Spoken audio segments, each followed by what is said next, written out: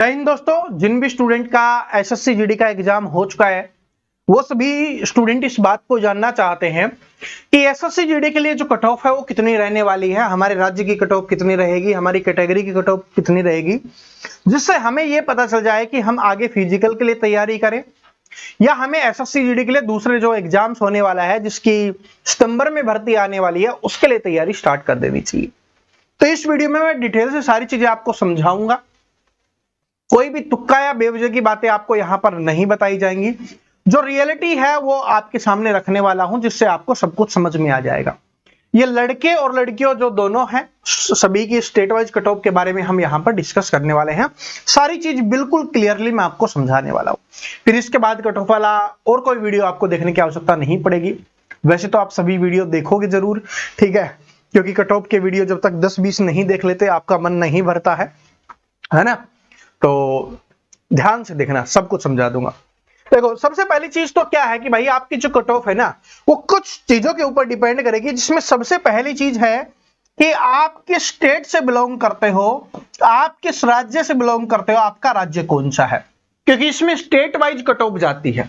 बाकी एग्जाम्स होते हैं उनमें स्टेट वाइज कट ऑफ नहीं जाती, लेकिन एसएससी जीडी के एग्जाम्स में क्या होता है, स्टेट वाइज कट ऑफ जाती है। तो आप कौन से राज्य से बिलोंग करते हो ये बहुत ज्यादा कट ऑफ के ऊपर प्रभाव डालता है। जैसे हरियाणा हो गया, यूपी हो गया, राजस्थान हो गया, एमपी हो गया, बिहार हो गया, यहां की कट ऑफ है वो ज्यादा जाती है। छत्तीसगढ़ हो गया, महाराष्ट्र हो गया, असम हो गया, उधर की जो कट ऑफ है पश्चिम बंगाल हो गया, उनकी कट ऑफ कम जाती है। मणिपुर, मिजोरम, उनकी कट ऑफ और भी कम जाती है। नागालैंड वगैरह, जम्मू कश्मीर वगैरह, उनकी कट ऑफ और भी ज्यादा कम जाती है। ठीक है, तो इस प्रकार आप किस स्टेट से बिलोंग करते हो ये बहुत ज्यादा इंपॉर्टेंट होता है। दूसरी चीज है आपका एरिया। ठीक है जी, आपका एरिया। देखो, स्टेट में भी आपको पता है कि दो एरिया बने हुए हैं कि आपका बॉर्डर जोन है या बॉर्डर जोन नहीं है। तो जो जर्नल एरिया है उसकी अलग कट ऑफ जाती है, बॉर्डर एरिया की है वो अलग कट ऑफ जाती है। ठीक है, कुछ स्टेट में ये है और कुछ स्टेट में ये नहीं है, तो जहां पर है वहां पर ये डिफरेंट मिलता है। ठीक है, तीसरी चीज है फिर क्या है कि आपकी पोस्ट प्रेफरेंस क्या है, यानी कि आप समझ सकते हो ना कि कौन सी पोस्ट आपने डाली है, तो पोस्ट भी आप सभी के लिए इंपॉर्टेंट रहेगी। ठीक है जी, हर पोस्ट की अलग अलग कट ऑफ आपको देखने के लिए मिलेगी। कि जैसे कि मैं बताऊं तो सीआरपीएफ की है वो अलग कट ऑफ जाएगी, सीआईएसएफ की अलग कट ऑफ जाएगी, आपकी बीएसएफ है उसकी अलग कट ऑफ देखने के लिए मिलेगी। इस प्रकार से आपको कट ऑफ देखने के लिए मिलेगी, है ना। असम राइफल है उसकी अलग कट ऑफ जाएगी। तो आपकी कट ऑफ है वो पोस्ट वाइज भी जाती है। और जो चौथी चीज होगी फिर वो होगी आपकी कैटेगरी की, आप कौन सी कैटेगरी से बिलोंग करते हैं। ठीक है भाई, जर्नल से हो, ओबीसी से हो, एससी से हो, एसटी से हो। और इसी में एक पांचवी चीज और ऐड कर लेते हैं कि मेल और फीमेल, लड़कों की अलग जाएगी और लड़कियों की अलग कट ऑफ जाएगी। इसके ऊपर आपकी कट ऑफ है वो डिपेंड करती है ना। ये चीज समझ में आ गई। चलो, ये चीज समझ में आ गई। अब कट ऑफ के बारे में बात करते हैं। कट ऑफ तो पहले पेपर के बारे में थोड़ा सा जान लेते हैं कि आपका पेपर है वो कैसा रहा है।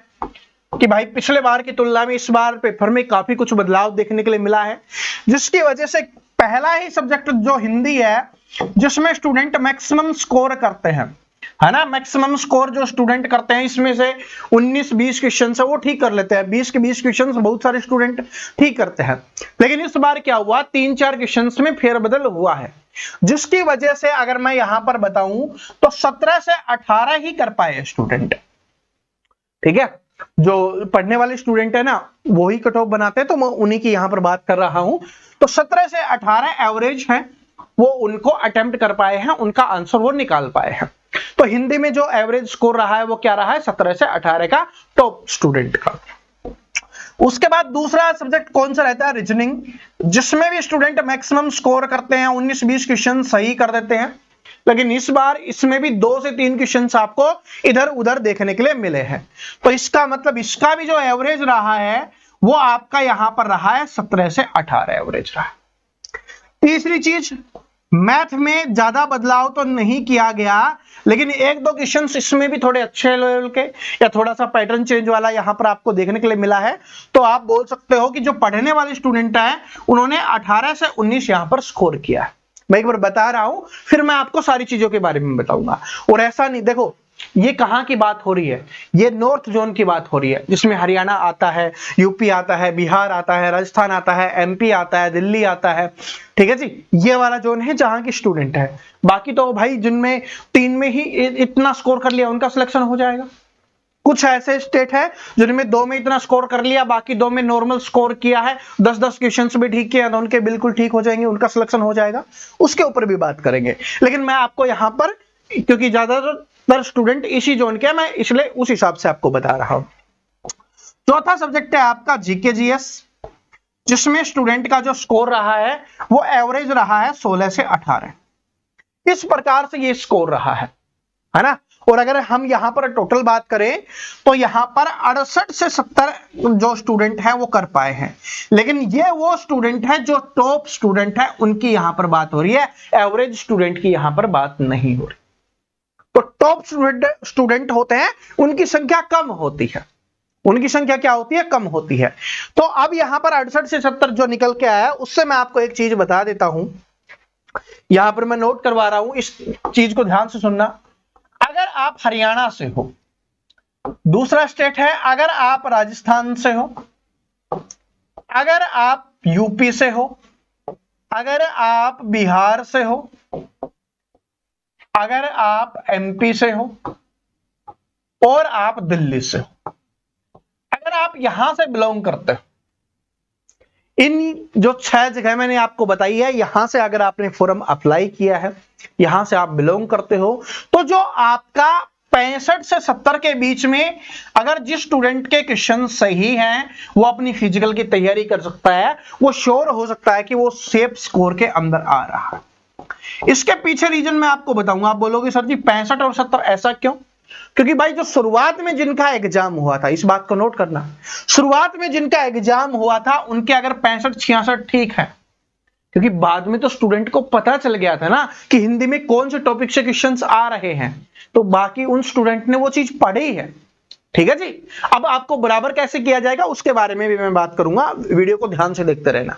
तो इसका मतलब स्टार्टिंग में अगर आपका 65-66-67 क्वेश्चन अगर आपके ठीक है तो आप आराम से फिजिकल के लिए तैयारी कर सकते हो। आपको जरूर फिजिकल के लिए बुलाया जाएगा, 100% आपको बुलाया जाएगा, है ना। और जिनका बाद में एग्जाम हुआ है और अगर आपके 68 से 70 के आसपास है तो आप आराम से फिजिकल की तैयारी स्टार्ट कर सकते हो। 1-2 क्वेश्चन ऊपर नीचे होता ही है, वो आप सभी इस बात को जानते ही हो। ठीक है, और वो भी क्यों होगा उसके बारे में मैं बता देता हूं। देखो शुरुआत में जिनका एग्जाम हुआ उनके लिए पेपर क्या था भाई? हार्ड था, क्योंकि उनको पता ही नहीं था कि हिंदी में कौन से नए 3 टॉपिक्स ऐड किए गए हैं, उनको पता ही नहीं था रीजनिंग में किस प्रकार से आ रहे हैं, उनको पता ही नहीं था मैथ में किस प्रकार से आ रहे हैं, तो उनका स्कोर है वो हमेशा कम रहता है। और बाद में जब टीचर्स एनालिसिस करवाते हैं, एनालिसिस तो ऐसे वैसे एसएससी ने बंद कर रखा है, लेकिन फिर भी टीचर पता चल जाता है कि भाई ये टॉपिक्स आ रहे हैं, वो टॉपिक्स पढ़ाने लग जाते हैं, जिससे बाकी स्टूडेंट को फायदा होता है, पहले वाले स्टूडेंट को नुकसान होता है। तो आप सभी के लिए क्या किया जाएगा? आप सभी के लिए नॉर्मलाइजेशन किया जाएगा, जिससे 65 वाले स्टूडेंट को और 70 वाले स्टूडेंट को बराबर किया जाएगा।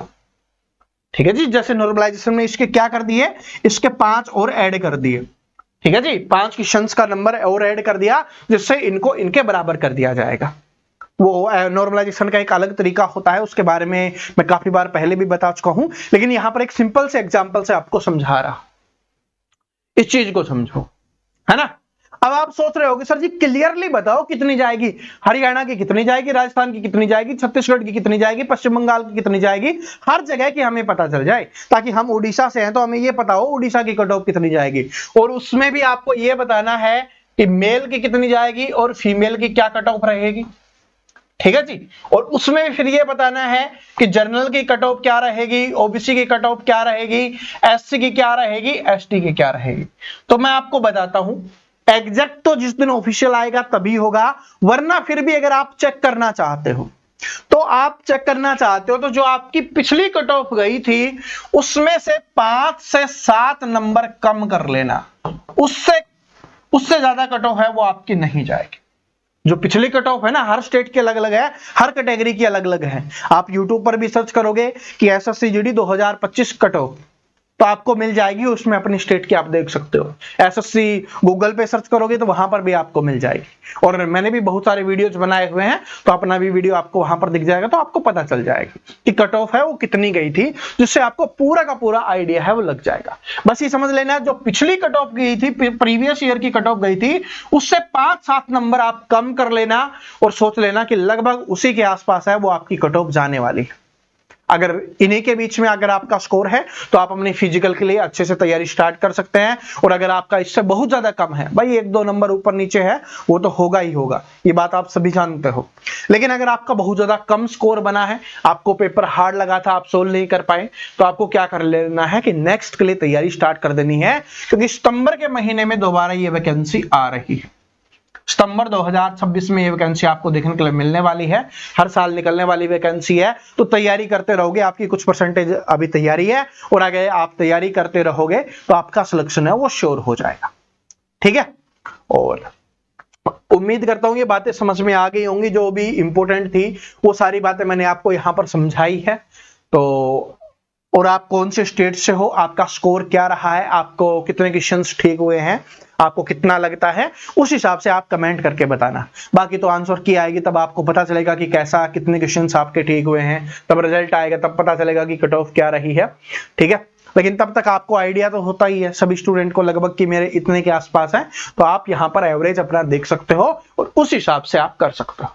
अभी कुछ स्टूडेंट के पेपर बचे हुए हैं, और देखो जो भी चीज हार्ड और इजी रहेगा, भाई कुछ का इजी बन जाएगा, हो सकता है लास्ट में और ज्यादा इजी आ जाए, कुछ स्टूडेंट का स्टार्टिंग में था हार्ड था, तो इन सभी को लेवल करने के लिए, इक्वल करने के लिए आपको नॉर्मलाइजेशन का सहारा है वो दिया जाएगा।